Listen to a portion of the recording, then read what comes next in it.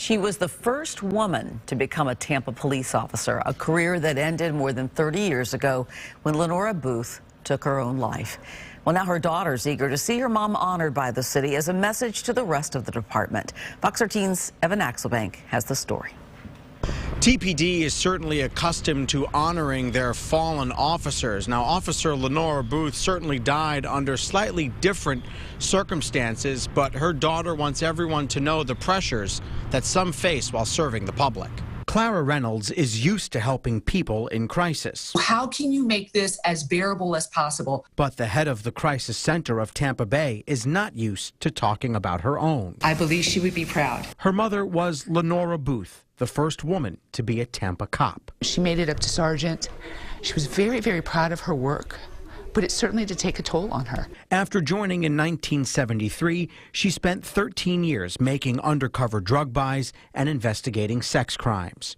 In 1986, she took her own life while Clara, who was 16, was at home. None of us really understood in the 80s what this trauma looked like, and certainly from a place of a first responder or law enforcement.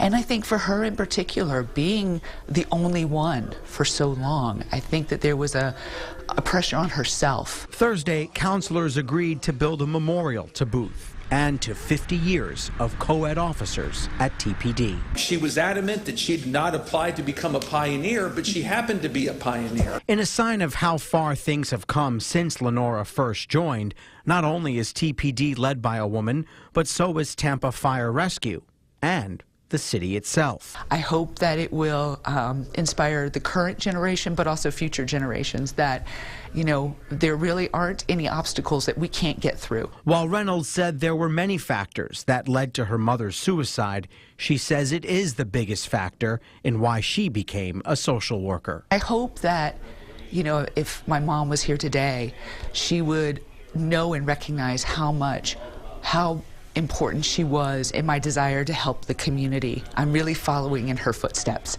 in a different way, of course. The number of officers who have committed suicide in 2022 is 112, compared to 191 who have died in the line of duty. TPD plans on unveiling the new memorial to female TPD officers in March. In Tampa, Evan Axelbank, Fox 13 News.